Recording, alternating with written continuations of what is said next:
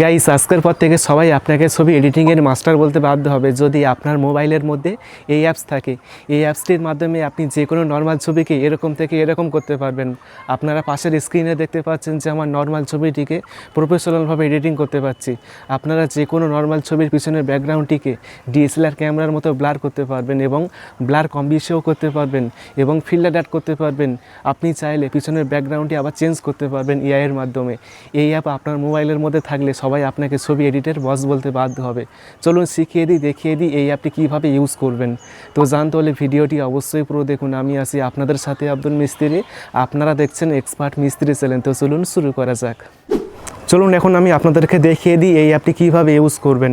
এই অ্যাপটি ইনস্টল করার জন্য প্লে স্টোরে আসবেন। প্লে স্টোরে এসে এখানে সার্চ করতে হবে ফটোরুম। ফটোরুম লিখলেই আপনি এরকম একটি অ্যাপ্লিকেশান পাবেন।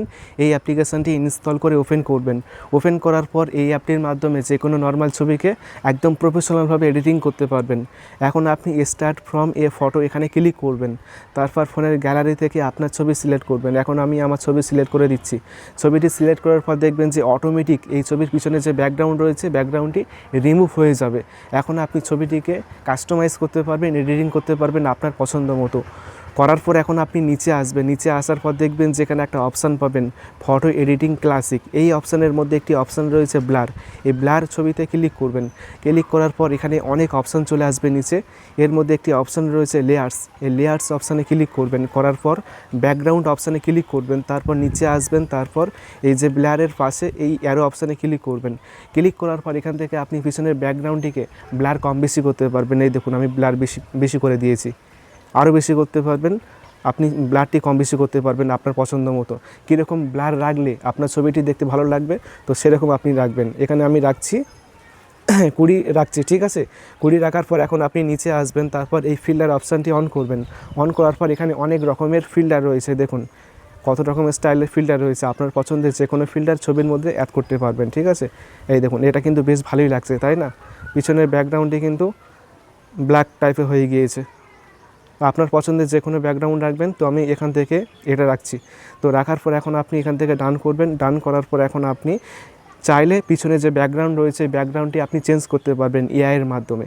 চেঞ্জ করার জন্য এই যে ব্যাকগ্রাউন্ড রয়েছে এখানে ক্লিক করবেন। তারপর রয়েছে এখানে এআই ব্যাকগ্রাউন্ড, এখানে ক্লিক করবেন। ক্লিক করার পর কিন্তু এই অ্যাপটি অটোমেটিক পিছনের ব্যাকগ্রাউন্ডটি রিমুভ করে অন্য একটা ব্যাকগ্রাউন্ড যুক্ত করে দেবে। যে ব্যাকগ্রাউন্ডটি যুক্ত করলে দেখতে সুন্দর লাগবে এবং বোঝাই যাবে না। এই দেখুন দুটো ব্যাকগ্রাউন্ড দিয়েছে। আমি যদি কোনো একটা ছবিতে ক্লিক করি তাহলে আপনি দেখতে পারবেন ব্যাকগ্রাউন্ডটি কত নিখুঁতভাবে এডিটিং করে দিয়েছে, একদম পুরো চেঞ্জ করে দিয়েছে। তো আপনি চাইলে ইউজ ইমেজ এখানে ক্লিক করার পর দেখবেন যে ব্যাকগ্রাউন্ডটি সেট হয়ে যাবে।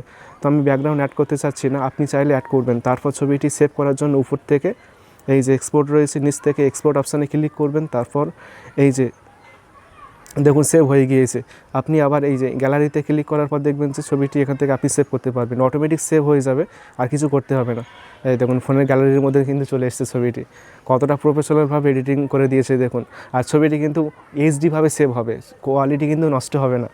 খুব একটা ভালো বিষয়, কোয়ালিটি কিন্তু নষ্ট হবে না। দেখুন পুরোপুরি ফুল এইচডিতে সেভ হয়ে গিয়েছে। এইভাবে আপনারা চাইলে যে কোনো ছবির ব্যাকগ্রাউন্ড ব্লার করতে পারবেন ডিএসএলআর ক্যামেরার মতো। আশা করি ভিডিওটি অনেক ভালো লেগেছে। ভিডিওটি ভালো লাগলে অবশ্যই ভিডিওটি বন্ধুকে শেয়ার করবেন। তারপর ভিডিওতে অবশ্যই একটি লাইক করবেন এবং সকলে ভালো থাকবেন, সুস্থ থাকবেন। Thank you.